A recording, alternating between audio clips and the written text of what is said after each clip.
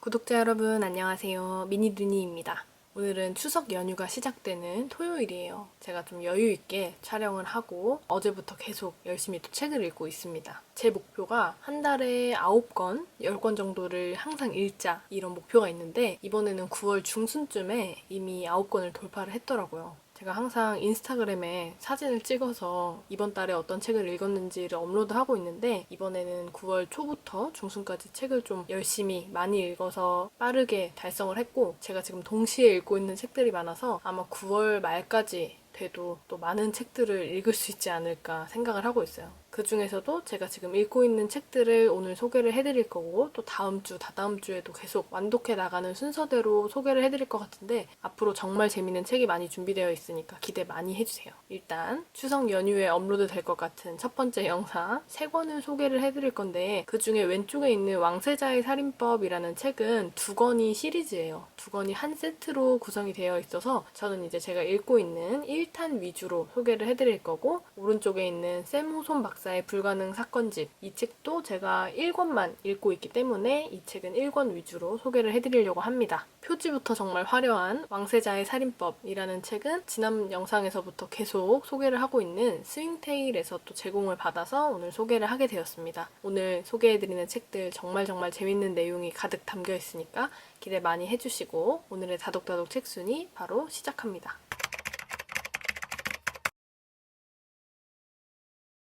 오늘의 다독다독 책순위 첫 번째로 소개해드릴 작품은 서아람 작가님의 왕세자의 살인법입니다. 저는 이 작가님을 유키즈에서 봤었어요. 유키즈 온 더 블럭에 나오신 걸 봤는데 웹소설 쓰는 검사 이렇게 나와서 저분이 쓰신 작품 읽어보고 싶다 생각을 했었는데 스윙테일에서 이 작품을 또 제공을 해주셔서 제가 정말 기쁜 마음으로 이 책을 읽어보게 되었습니다. 서아람 작가님은 수원지검에서 현재까지도 일을 하고 계신 검사님이신데 이분에 대해서 좀 궁금해져서 기사를 많이 찾아봤어요. 그랬더니 기사 중에서 왕세자의 살인법에 관해서 인터뷰를 하신 내용이 있어서 조금 가져왔는데 많은 콘텐츠들에서 왕세자라는 인물을 많이 다루잖아요. 근데 그럴 때마다 항상 정말 멋있고 책임감 있고 잘생기고 긍정적인 모습들만 많이 보여줬었는데 그런 왕세자가 미필적 고의로 살인을 하면 어떨까? 라는 생각을 하시고 나서 이 작품을 쓰셨다고 해요. 그리고 이 책을 통해서 범죄자들에게 경고를 하고 싶었다는 멋진 말도 하셨어요. 왕세자의 살인법 전에도 여러 책을 쓰셨는데 이전에 암흑검사라는 작품도 쓰셨대요. 제가 이 왕세자의 살인법을 읽으면서 암흑검사도 꼭 읽어야겠다 해서 장바구니에 어제 넣어놨는데 그 작품에서는 심신미약 감형 문제나 소시오패스 범죄, 현대사회에 만연한 이런 범죄들 조심스러운 주제들을 중점적으로 다뤄서 사회성과 흥미성을 동시에 잡았다는 그런 좋은 평을 많이 받고 계시더라고요. 전작들도 한번 쫙 정주행을 해볼 생각이고 오늘의 주인공인 왕세자의 살인법을 다시 설명을 해드리자면 이 작품은 표지 그대로 제목 그대로 사극 추리소설이자 궁중 스릴러 장르만 들어도 짜릿하고 너무 재밌겠다. 제가 또 역사 쪽을 좋아하는데 역사와 추리소설 제가 제일 좋아하는 두 가지 장르가 모였구나. 그래서 정말 기쁜 마음으로 지금 너무너무 재밌게 읽고 있어요. 이게 거의 1000페이지 가까이 되는 분량인데 1권은 지금 거의 다 읽었고 2권도 빨리 읽고 싶어서 그런 기대되는 기쁜 마음 있잖아요. 그런 마음으로 제가 지금 완독을 하고 있습니다. 간단하게 소개를 하자면 영상의 제목에서도 언급을 했지만 사이코패스 왕세자와 사이코메트리 능력을 가진 궁녀의 쫓고 쫓기는 심리 싸움을 다루고 있습니다. 표지에 나온 궁녀 설인이라는 여자가 주인공인데 이 설인이라는 인물은 지금은 궁녀로 일을 하고 있지만 원래는 예조판서 윤대감의 굉장히 귀한 딸이었어요. 어떻게 궁녀가 됐는지는 제가 본격적으로 이제 줄거리를 시간 순서대로 설명을 하면서 말씀을 드릴게요. 윤대감은 그런 일도 했었어요. 옛날에는 열려문 남편이 죽어서 따라 죽거나 같이 죽거나 동네에다가 이렇게 돌처럼 정문을 세워놓고 연려가 난 곳이다. 이곳이 연려가 난 동네다. 연려에 대한 자부심, 연려가 돼야 한다는 그런 억압을 하고 강조를 했던 굉장히 올드한 마인드죠. 그런 걸 이제 담당하는 일도 이 예조판서 윤대감이 했었는데 어느 날 한 노부부가 찾아옵니다. 윤대감을 찾아와서 말을 하기를 우리 아들이 불의의 사고로 세상을 떠났는데 이 며느리가 계속 이제 식음을 전폐하고 앓다가 자기도 자살을 택한 거죠. 며느리도 자살을 택했다. 그래서 연려문을 갖고 온 거예요. 며느리가 죽기 전에 유서를 써놨는데 그 홀레복, 결혼할 때 입었던 홀레복에다가 유서를 써놨다. 우리가 이렇게 증거로 연려가 쓴 글을 가지고 왔으니 연려비를 세울 수 있게 표창을 받기 위해 이렇게 인정을 해달라. 이렇게 하고 찾아온 거예요. 그래서 예조판서 윤대감은 그걸 이렇게 보고 있었는데 옆에 있던 첫째 딸 설인이 와서 이게 뭐지? 하고 하다가 왼손으로 그 연려문을 만져요. 근데 갑자기 설인의 시야가 뿌얘지고 어두워지면서 다른 장면이 나타납니다. 지금 자기는 이제 집에 있었는데 어떤 장면이 보여요. 어떤 장면이었냐면 이 찾아온 노부부가 며느리를 좁은 골방에 가둬놓고 물 한 모금 주지 않고 굶긴 거예요. 그러니까 어떻게 보면 남편이 죽었으니까 너도 자살을 해라. 강압을 한 거죠. 네가 죽어야 며느리가 연려임을 인정받을 수 있다. 그러니까 죽어라 라고 한 거죠. 이 노부부가 강요를 한 거예요. 홀레복에다가 이제 유서처럼 써라. 남편을 여의고 자기가 살 수 없으니 나도 남편을 따라가겠다. 거짓 유서를 만들어낸 거예요. 근데 그 장면을 설인이 본 겁니다. 그 홀레복을 찢어서 연려문을 썼다는데 설인이 왼손으로 그걸 만지니까 그때의 장면들이 싹 보인 거예요. 그리고 설인은 기절을 해요. 그래서 한 열흘 가까이 기절을 해 있었는데 아빠였던 윤대감이 이제 모든 의원들을 찾아가서 내 딸이 어떻게 된 건지 알아보다가 결국 한 스님을 만나게 되는데 이 스님이 말을 하기를 이 대감의 딸 설이는 왼손으로 물건을 만지면 그 물건에 깃들어 있던 죽은 이의 마지막 기억을 잃게 된다고 얘기를 합니다. 하지만 이건 좋은 게 아니었어요. 그 능력을 처음 노부부와 사건을 겪고 나서 살인은 10일 정도 쓰러져 있었는데 그 능력을 쓰게 되면 대가가 따랐던 거예요. 살인한테 계속 안 좋은 일이 생길 거다. 그래서 이 윤대감이 방법을 물어봤더니 이 살인의 왼손을 묶어놔라. 천으로 묶어놓으면 이 능력을 발휘할 수 없을 것이다. 근데 그 기간이 10년 동안 묶어놔야 된다. 그러면 그 능력이 퇴화해서 결국은 약간 저주 같은 거지만 이 저주가 없어질 것이다. 이렇게 얘기를 합니다. 그래서 이 윤대감은 첫째 딸인 살인의 손을 계속 10년간 묶어놨어요.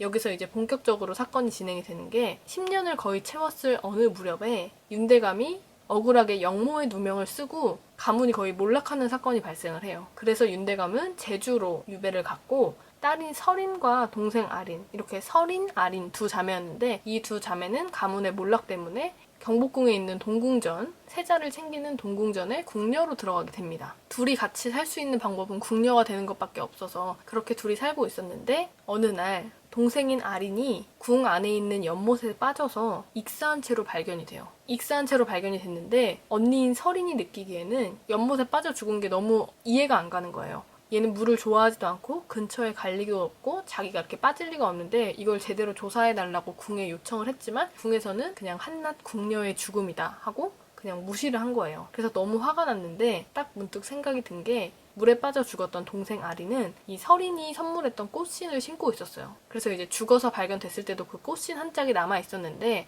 아린의 죽음에 밝혀진 비밀을 풀기 위해서 10년간 봉인해놨던 자신의 팔, 이 천을 풀러냅니다. 그래서 동생의 죽음에 얽힌 비밀을 풀어내는 이야기예요. 근데 여기서 이제 빌런으로 등장을 하는 게 저 표지에 있는 왕세자, 이범이라는 인물인데 왕세자는 남몰래 살인을 즐기는 사람이었어요. 1탄에서는 설인과 아린의 이야기, 특히 아린의 죽음에 얽힌 비밀을 풀고 다니는 설인과 그걸 못마땅하게 여기는 왕세자 이범의 이야기입니다. 간략한 줄거리만 봐도 정말 재밌다 생각을 했는데 읽으면 읽을수록 너무너무 재밌는 작품이었습니다. 조선시대에 발생한 살인사건을 다룬다. 가볍게 보는 것보다도 한 에피소드로 등장을 했던 남존 여비 사상에서 탄생한 연려 신드롬, 그렇게 모두가 연려가 되어야 한다고 강압했던 그런 사회상과 신분제의 폐해, 이런 요소들을 다 작품에 녹여놨다고 하니까 역사적으로도 문학적으로도 정말 좋은 작품이 아닐까 생각을 합니다. 오늘의 다독다독 책순위 첫 번째 작품은 서아람 작가님의 왕세자의 살인법이었습니다.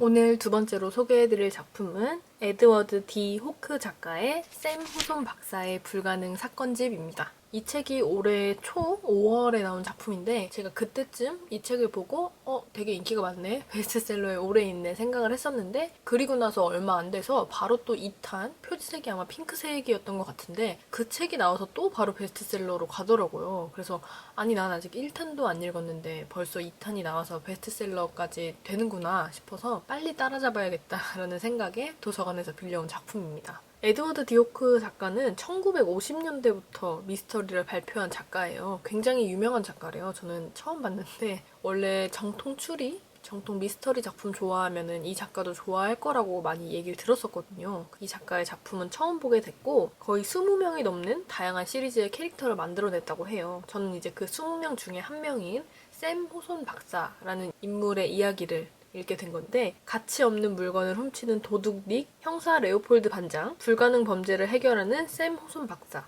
영국 정보부의 암호 전문가 랜드, 오컬트 탐정 사이먼 아크 이렇게 굉장히 다양한 인물들이 있습니다. 그 중에서 이제 샘 호손 박사는 불가능한 사건들만 해결을 하는 그런 인물이에요. 기대를 많이 하고 있었고 또 한 가지 제가 이 책을 선택한 이유는 이 에드워드 디호크는 거의 900편 이상의 미스터리 단편을 썼대요. 단편 작품도 굉장히 좋아하는 게 이 여러 에피소드들, 책 한 권에서 거의 대부분 이제 살인사건 하나를 다루는 경우가 많은데 단편들은 전개가 정말 빨라요. 왜냐면 많은 사건을 그만큼 다뤄야 하기 때문에 전개도 빠르고 뭔가 더 명확하게 딱 끝나는 이 작품도 12개의 사건을 다루고 있거든요. 근데 그 12개마다 다 생각지도 못했던 반전이 있고 또 새로운 인물들이 등장을 하고 전 이런 게 너무 좋더라고요. 그런 책도 있잖아요. 추리 문제를 푸는 약간 방탈출 하는 느낌? 그렇게 하나하나 퀴즈를 풀어나가는 이번에는 내가 어떤 사건을 해결해 나갈 수 있을까? 아니면 뭐 어느 정도까지 내가 예측을 했을까? 추리 트릭 이런 걸 내가 맞출 수 있을까? 그렇게 기대하면서 보는 재미가 있는 책인 것 같더라고요. 그래서 이 책을 가지고 왔습니다. 세무선 박사의 불가능 사건집. 이 책은 1920년대를 배경으로 하고 있는데 세무선 박사는 사실 의사예요. 시골 마을에서 의사로 활동을 하고 있는 사람인데 평범하게 살고 싶었던 이 의사, 이 사람 주변에서만 이상한 일들이 발생을 합니다.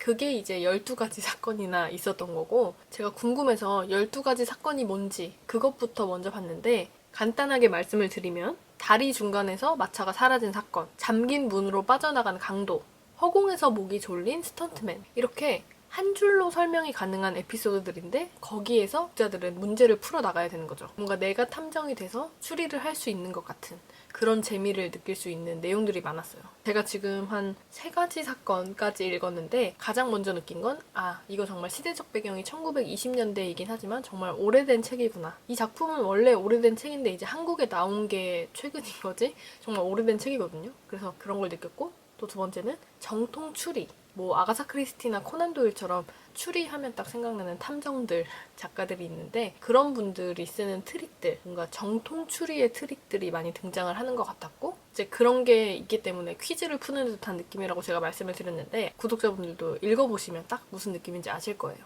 그래서 12가지 사건 중에 저는 오늘 간단하게 한 2가지 사건을 말씀을 드려보려고 하는데 하나는 첫 번째로 등장하는 사건이에요. 아까도 예시로 들었던 다리 위에서 사라진 마차라는 사건인데 눈이 막 많이 와서 쌓여 있었는데 결혼을 앞두고 있던 한 남자가 마차를 타고 가다가 갑자기 사라집니다. 그 뒤를 세무선 박사가 따라가고 있었어요. 근데 자신의 앞에 가던 마차가 사라진 거예요. 마차라면 말이 끌어야 되니까 말 발자국이랑 마차의 바퀴 자국이 남아있었어야 되는데 그런 게 없는 거예요. 눈이 쌓인 길에서 특히 또 다리 위에서 어떤 흔적도 남기지 않고 실종된 남자의 이야기 그런 사건이 하나가 있었고 또 인상 깊었던 내용은 이거는 출판사에서 제공한 카드뉴스에서도 제가 봤던 내용인데 독립기념일을 맞이해서 시장이 이 마을로 옵니다.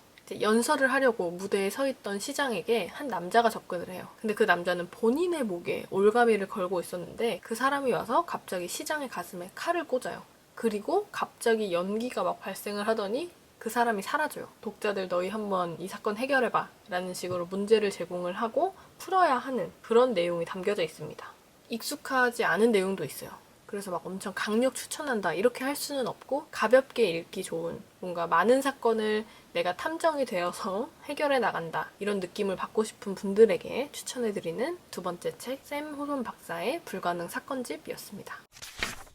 오늘 소개해드린 2권의 책 재밌게 보셨나요? 권수로는 3권이지만 제가 이제 2권의 줄거리를 중점적으로 소개를 해드렸는데 추석 연휴에 요즘 많이 이동도 안 하는데 재밌는 책 읽고 싶다 하시는 분들께 추천을 드리고 싶었고 제가 지금 순서대로 이 책들을 다 완독을 해나갈 것 같은데 다음 주에 소개해드릴 책 그리고 다다음 주에 소개해드릴 책까지 제가 지금 미리 읽고 있어요. 저는 막 한 권을 한 번에 이렇게 팍 몰입해서 읽는 것도 좋아하지만 여러 책을 조금씩 읽는 것도 되게 좋아하거든요. 어쨌든 책 읽는 걸 좋아하는데 이제 다양한 방식으로 읽고 있습니다. 그래서 다다음 주까지 소개해드릴 책을 제가 지금 조금씩 나눠서 읽고 있는데 정말 기대 많이 하셔도 좋을 것 같고 구독자 여러분들도 맛있는 거 많이 드시고 행복한 추석 보내시길 바랍니다. 오늘의 다독다독 책순이 봐주셔서 감사합니다. 다음 영상에서 또 만나요. 안녕.